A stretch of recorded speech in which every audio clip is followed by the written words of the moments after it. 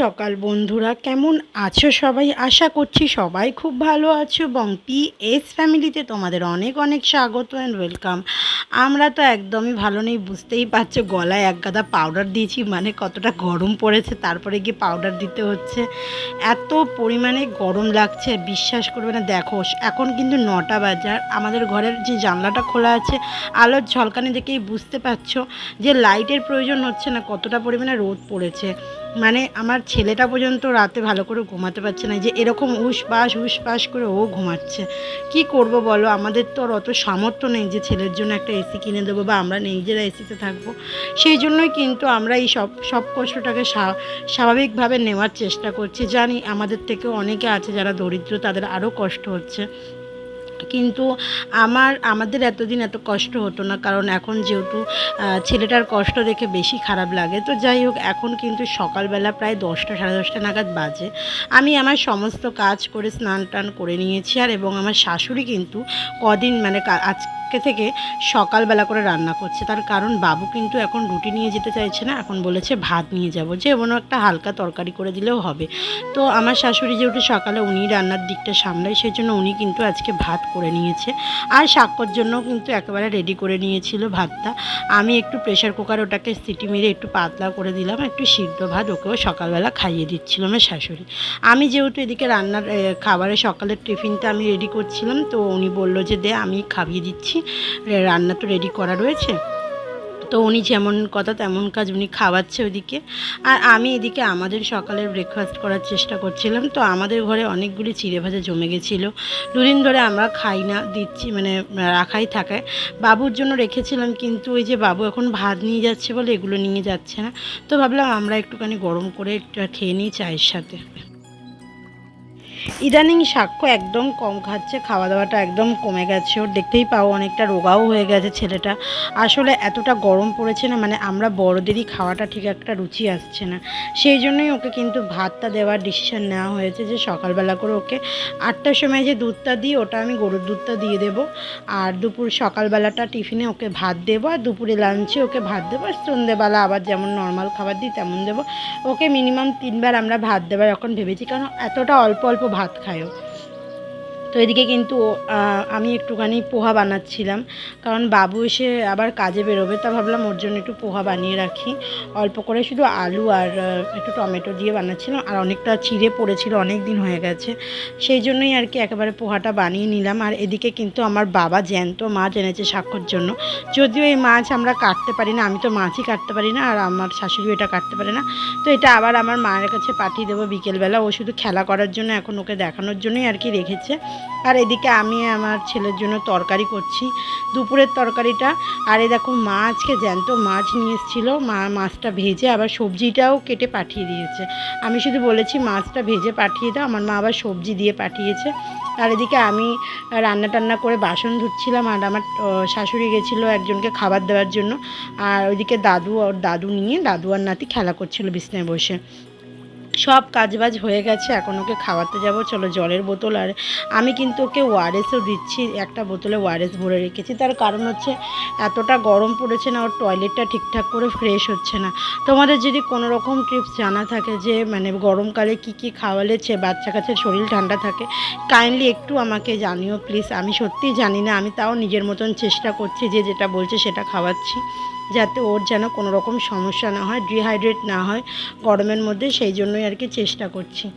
তো এদিকে আমি ওর জন্য একদম পাতলা করে একটু ঝোল করছি। এখন ওকে দেবো না দুপুরবেলা, ওকে এটা রাতে দেবো, রাতে তরকারিটা একবারে করে রাখছি। রাতে এতটা গরম পড়ে আর করা সম্ভব হয় না, যদি এখন খেতে চাই তো খাইয়ে দেবো, কিন্তু ও খায়নি। ও দুপুরবেলাটা কিন্তু পেঁপে সিদ্ধ, আলু সিদ্ধ, মাছ ভাজা এগুলো দিয়েই খেয়ে নিয়েছিল।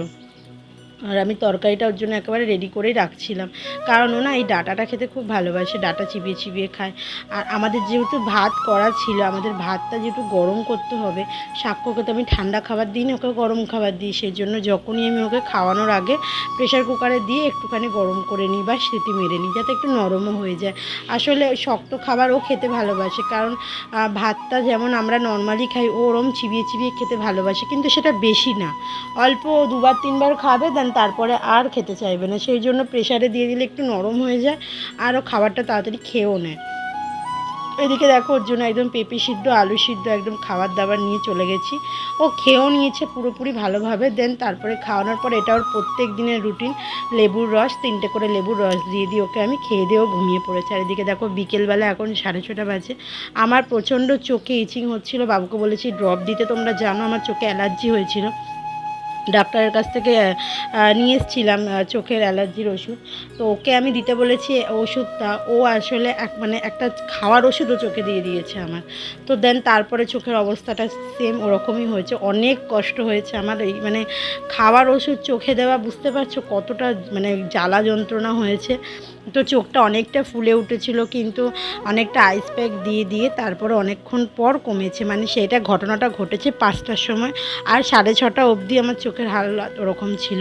তো তারপরে সাক্ষ্য উঠে গেছে। সাক্ষ্য ও ওঠার পর আমি জানি না কেন আমিও যখন ঘুম থেকে শুয়ে উঠেছি, আমার চোখ আরও লাল হয়েছিল। কিন্তু যখন সাক্ষ্য উঠলো, ওকে আমি ও ঘুম থেকে ওঠার পরে না আমি আস্তে আস্তে জিনিসটা ভুলে গেলাম। তো চোখটা আমার ভীষণ অস্বস্তি হচ্ছিল, সারাটা দিন হয়েছে, সারাটা রাত হয়েছে। তাও আমার ছেলের জন্য বললাম না, আমি সব কিছু ভুলে যাই, ওর সাথে আমি বিন্দাস হয়ে গেছিলাম, আমি সব কিছু ভুলেই আর কি। তো এখন বাইরে আজকে একদম গরম, এতটা গরম যে বাইরে কেউ বেরোতে পারছিলাম না আমরা, একদম হাওয়া ছাড়ছিল না। তো ঘরেই আমরা আমাদের মতন খেলা করছিলাম, আমি, সাক্ষ্য, পাপা, আমরা ছিলাম, আমাদের ফ্যামিলির লোকজন। আর সাথে আমার বোনও এসেছিলো, আমার বাবাও এসেছিলো, এসেও সবাই চলে গেছে। কিন্তু আমরা আর কোথাও যাইনি, সাক্ষ্যকেও পাঠাইনি, কারণ প্রচণ্ড গরম, বাইরে বার করা মানে শরীরে কষ্ট দেওয়া। তো ঘরে থাকাই বেশি বেটার। অনেকক্ষণ পর কিন্তু আমরা খেলাধুলা অনেকক্ষণ করলাম। দেন তারপরে আমার দাদাও এসেছিলো, আর এদিকে আমি ওকে খাওয়াচ্ছিলাম। ওকে কিন্তু আমি সন্ধ্যাবেলা সুজি দিচ্ছিলাম, আর আসলে ও দুধটা অনেকটা খায়নি, তো ভাবলাম আজকে দুধ দিয়েই সুজি করে দিই। তো দেন ও খেয়ে নিয়েছে, দুধ সুজি করে দিয়েছিলাম ওকে। আর এখন আমার দাদার সাথেও খেলা করছে, বললাম সবাই এসছে। আসল কথা এখন ওই মাছটা নিয়েই ওর মেন খেলার উদ্দেশ্য হয়েছে। সব কিছুর পিছনে ওই মাছটা দরকার, ওকে দিতেই হবে, মাছটা না ছাড়াও খেলবে না। তো আমার বোন এসেছিলো আইব্রো করে দেওয়ার জন্য। আমার চোখটা এতটা ব্যথা করছিল, আমি দোনমনো করছিলাম যে আইব্রোটা করব কি না করব না। আমার এতটা চোখটা যন্ত্রণা করছিল। দেখো আমি কিন্তু আমার কাজ করছি, আমি কিন্তু ওদিকে দাঁড়িয়ে আছি, কারণ আমি ছেলের জল ফোটাচ্ছিলাম। ওরা সবাই খেলা করছিল, কিন্তু এদিকে আমার শাশুড়ি ওদিকে একটুখানি ভাজাভুজি করছিল রাতের জন্য, আর এদিকে আমি আমার ছেলের জন্য জল রেডি করছিলাম।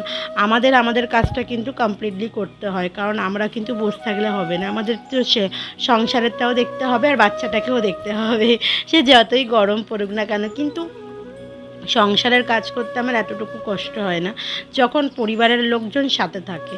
তো তারপর কিন্তু এখন 9টা বাজে, এখন কিন্তু যাচ্ছে বাবু নেট আনতে। আমাদের একটা জানলায় নেট লাগানো হয়েছে, তোমরা দেখেইছিলে, আর একটা জানলা খোলা ছিল, আর একটা জানলাতেও আমরা নেটটা লাগিয়ে নেব, কারণ এতটা পরিমাণে গরম পড়েছে না, দুটো জানলা না করলে ঘরের হাওয়া পাস করছে না। তো এদিকে এখন আমার ছেলে দেখতেই পাচ্ছ ওর মামার সাথে বাইকে করে ঘুরছে, আর ও এইভাবেই বাইকে করে সামনে বসে সারা দুনিয়া ঘুরে বেড়াচ্ছে, এতটুকু ওর ভয় নেই। মামার সাথে পিছনে বসলে ওর বিরক্ত, বাড়িতে এসে বলছে পিছনে বসে ও বিরক্ত হচ্ছে, কিন্তু সামনে বসে বেশ যাচ্ছে। এরপর কিন্তু আমি ওকে খাওয়ানোর জন্য বসলাম, এখন প্রায় 10:30 বাজে, ও এসছে। তারপরে আমি ওর খাবার টাবার গরম করেছি, দেন আমার জন্য রুটি করে নিয়েছি, আটা মেখেছি, সেগুলো আর দেখানো হয়নি, কারণ দেরি হয়ে যাচ্ছিলো আর ভিডিওটা অনেক বড় হয়ে যেত, সব কাজ তো দেখানো যায় না। আর এদিকে বাবু আমায় জিজ্ঞেস করছে চোখটা কীরকম হাল, দেখো চোখের হাল আমার বুঝতেই পারছো, চোখটা কিন্তু ভীষণ ব্যথার, চোখটা ফুলেও ছিল। আর তারপর কিন্তু সমস্ত কাজবাজ করে নেওয়ার পর জানোই রাতেরবেলা আমাকে ঘর মুছতে হয়, কারণ আমার ছেলে যেভাবে খায় আমাকে ডেলি ঘরটা মুছতেই হয়। 11:30 বাজে, এখন ঘর মুছে গা হাত পা ধুয়ে এসে তারপরে শোবো। তো এসে গেছি, আমি ফ্রেশ হয়ে গেছি। তো ভিডিওটা আজকে এখানেই এন্ড করছি বন্ধুরা। ভিডিওটা ভালো লাগলে অবশ্যই একটা লাইক কমেন্ট করে দিও, আর আমাদের চ্যানেলটাকে সাবস্ক্রাইব করতে একদম ভুলো না। চলো টাটা, আজকের জন্য দেখা হচ্ছে কালকে।